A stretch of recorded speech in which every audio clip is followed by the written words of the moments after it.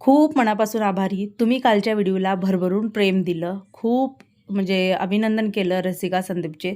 सोबत खूप साऱ्या जणी जतमधल्या आहेत आणि त्यांचं असं म्हणणं होतं की आम्ही जतमध्ये आहोत, आमचंही काम सुरू आहे ताई, तुम्ही कुठे राहता? तर बघा, आता लोकेशन वगैरे सांगणं कधीच योग्य नाही आणि सोशल मीडियावर तर आपलं म्हणजे पर्सनल लोकेशन कुठे राहतो, काय राहतो, ह्या तर गोष्टी मी कधीच शेअर करत नाही. अगदी माझ्या माहेरचं घर असू दे किंवा कुठलं मामांचं असू दे किंवा माझं असू दे, कधीच सांगू शकत नाही आपण. त्यामुळे सॉरी म्हणेन त्यासाठी की बाबा संदीपचं कुठं आहे, काय आहे, ह्या कुठल्याही गोष्टी मी तुम्हाला व्हिडिओमध्ये शेअर करू शकत नाही. याच्यासाठी खूप मनापासून माफी मागते. असो, आता प्रत्येकाची काही म्हणजे प्रायव्हेट गोष्टी असतात त्या प्रायव्हेटच ठेवाव्या, त्या न शेअर केलेल्या बऱ्या. पण छान वाटलं की बाबा खूप सारेजण मला इथूनही बघतात आणि रसिका संदीप तर सांगत होते की ताई आम्ही कधी बाहेर गेलो आहे आणि आम्हाला कोण भेटलं नाही, असं कधीच होत नाही म्हणत होती. कुठेही जाऊ दे आणि खूप साऱ्या जणी भेटतात, हार्दिकला माया प्रेम देतात, मलाही देतात. त्यामुळे म्हणतात की तुमच्या व्हिडिओमुळे आम्हालासुद्धा भरपूर साऱ्या जणांचं प्रेम मिळतं. तर असं हीच स्वामींची कृपा आहे. आणि जसं तुम्हाला म्हणलं की बाबा आजपासून सुरुवात झालेली आहे आता सगळ्या गोष्टीला. काही ताई म्हणते त्या की ताई आम्हाला व्हिडिओ वगैरे शेअर कर. तर बघा, मी असेल इथं तेव्हा तर मी नक्की शेअर करणार, पण आता मी तिकडं असणार. मी जेव्हा जेव्हा येईल तेव्हा तुम्हाला नक्की शेअर करेन, कारण जे घरं बांधणार त्यांना मार्गदर्शन होईल. पण इथं एक योगायोगाची गोष्ट सांगते की आम्ही अजून सुवासनी जेवायला बसलो नव्हतो. सगळ्यांचा आहेर वगैरे झाल्यानंतर आम्ही काय केलं की मग सुवासनी बसल्या आणि मग आम्ही एकामेकाला वाढणं वगैरे एवढं सगळं ताटं वाढून घेतली होती.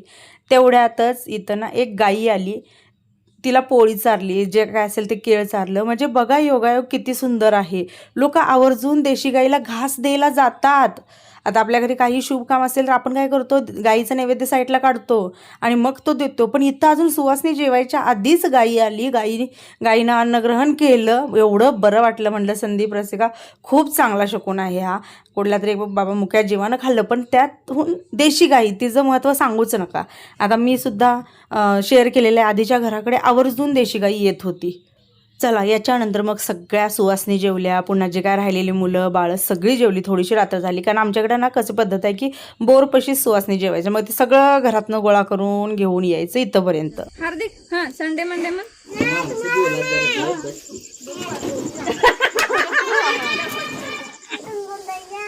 काय तर म्हणते ती नाही.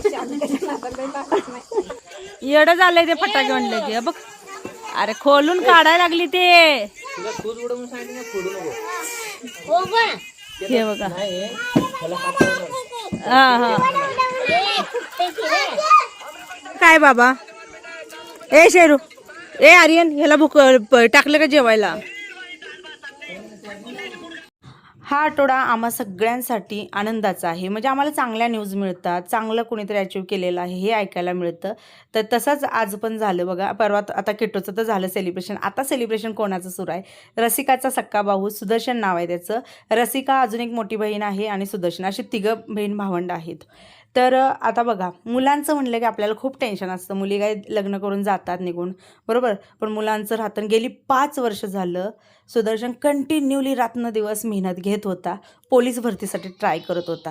म्हणजे काय सांगू, आज त्याच्या आईच्या चेहऱ्यावर जो आनंद दिसतोय ना, त्याच्यासाठी त्या आईने खूप खस्ता काढलेला आहे. त्याने सांगितलेलं आहे मला की बाबा जतमध्ये जेव्हा त्याला इथं शिकायला ठेवलं होतं ना, जतमध्ये म्हणजे येऊन जाऊन न करता राहूनच, तर पहाटेच्या 4ला ती आई उठून सकाळ संध्याकाळचं जेवण करून तिथून एस टीने देत होती आणि मग ते पोचवायचं आणि मग तो तिथून जाऊन घ्यायचा, खायचा, असं सगळं ते रुटीन होतं. खूप कष्ट, मेहनत 5 वर्ष फक्त आणि फक्त त्यांनी आपल्या मुलासाठीच दिलेलं आहे. त्यांनी मुलानं फक्त आणि फक्त त्याचं स्वप्न पूर्ण करण्यासाठी दिले आणि ते आज झालं पूर्ण. आणि योगायोग सांगते बघा तुम्हाला, आता हे सेलिब्रेशन झाल्यानंतर 2-3 दिवसानंतर हा व्हिडिओ येत आहे.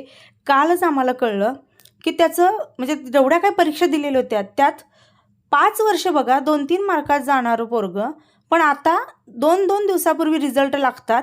दोन्ही जागी बसलेलं आहे. एका जागी तर सेकंड नंबरला बसलेला आहे आणि 2 वेळा त्याचं सिलेक्शन झालेलं आहे.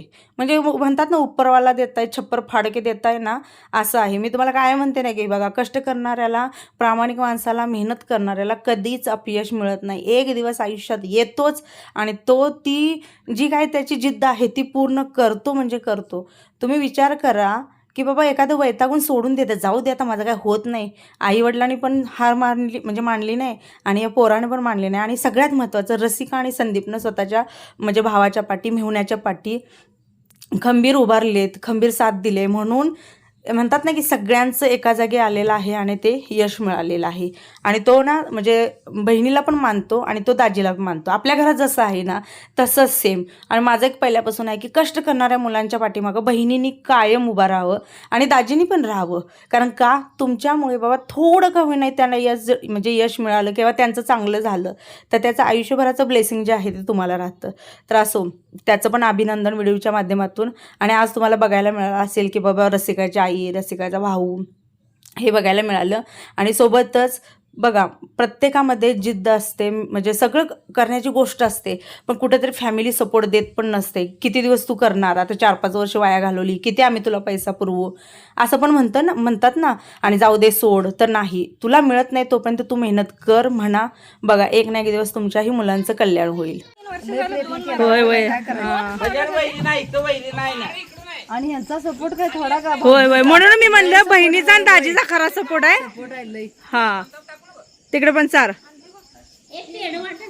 3 वर्ष झालं 2 मार्कात जातो. पेड वाट सगळ्यांनी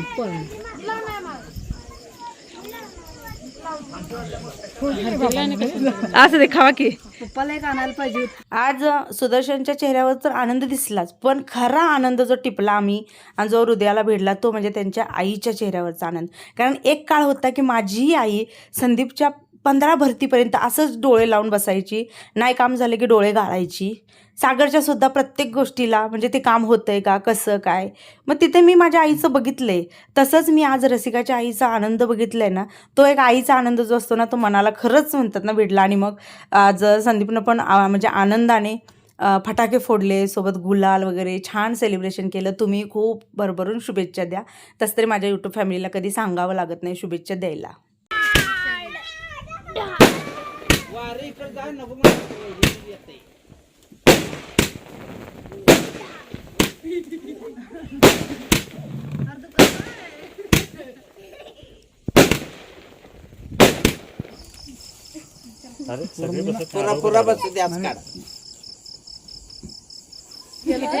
झालं याला तर सगळ्याच नुसतं वावगच आहे.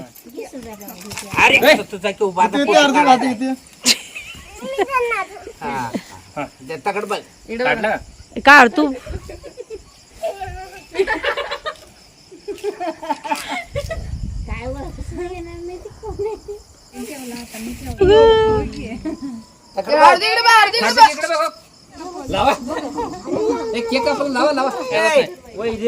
काय होत नाही हाती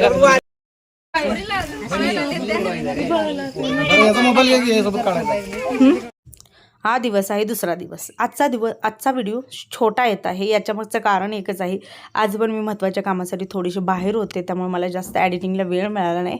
पण उद्याचा व्हिडिओ नक्कीच मोठा येईल. आज एकदम कमी याच्यामध्ये मी तुम्हाला शेअर करते. हा दिवस दुसरा दिवस झालं, सकाळी उठून आणि सगळ्यांचं सुरू झालं बघा तो दंगा. तर आमच्या घरात काय आंघोळ वगैरे करून आले, पहिला नाश्ता करून घेतला, आता थोडंसं आवरायचं, फ्रेश व्हायचं. फ्रेश काय झालेलं नाही. टिकली जी आहे ती 3 दिवसापासूनची टिकली एकच कपडा आलाय, एवढी हार्ड चिकट टिकली.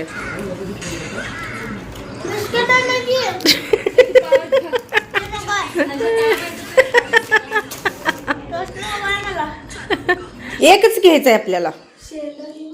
शेंदा म्हणजे काय नाही, एक घे की कडचं काढून. हां बस झालं. दूध घालाय कोण कोण जाणार आहे? दूध घालाय जाणार आहे. ते पातेल कशाला रे? सगळ्या साड्या नेसायला लागल्यात, आवरायला लागल्यात. आईला तयार ब्लाऊज एकदा दिलेला तो आईला घालता येईना, थोडासा टाईट होतोय ना का. एक्सरसाइज असून आईला टाईट व्हायला लागला. आईची जर तब्येत वाढली आहे बहुतेक, पण ते घालच तर का, जो तयार ब्लाऊज असा ना ते घालच तर काच फक्त थोडंसं होतंय, घातल्यानंतर व्यवस्थित होतंय. कारण कसं असतं की स्ट्रेचेबल असतं, स्ट्रेचेबल असल्यामुळं ते प्रॉब्लेम आहे. साडी आणली नाही तू इथं, ती नेस ना, येणी सेम होत आहे, त्याच्यावर मॅच पण होत्या. आणि म्हणून आईच्या साडीवर कमेंट होते की अगं ताई आपल्या दुकानात किती छान कॉटनच्या साड्या आहेत, आईला ते आणशील का नाही.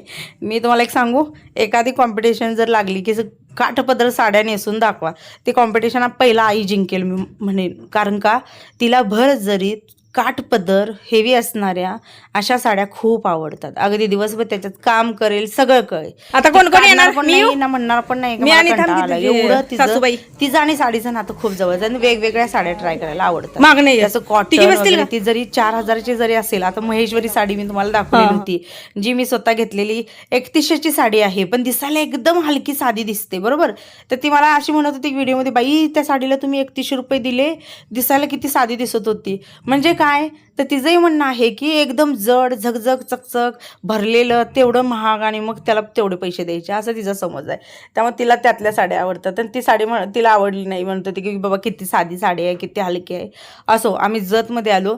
संदीप आणि पुन्हा फेऱ्या करायचं काम करत होता. 2 गाड्या होत्या, त्यामुळं सगळी माणसं आणून सोडायचं काम सुरू होतं. मग पहिल्यांदा मी, रसिकाची आई वगैरे आलो. हार्दिक आलेला होता गाडीवर, पुन्हा माणसं भरपूर होती म्हणून त्याला साईडला काढून घेतलं. तो लागला एवढा ओरडायला आरडायला म्हणून त्याच्यासाठी मग पुन्हा इथं जवळच खाऊचंही होतं, छोटासा बाजार असतो की बाजारच म्हणला जातो, तर तिथं आलेले होते. तिथं जरा म्हटलं पोरासनी खावं घ्यावं, थोडंसं शांत करावं म्हणून आले, खाऊ घेतला आणि पुन्हा इकडे आई वगैरे सगळेजण येत होते. आजचा व्हिडिओ एकदम छोटा, कारण आज ही महत्वाच्या कामामुळे बाहेर होते, त्यामुळे मला जास्त वेळ मिळाला नाही. उद्याचा व्हिडिओ आवडला असेल तर लाईक करा. खूप मनापासून आभारी. बाटली आणल्या पाण्याची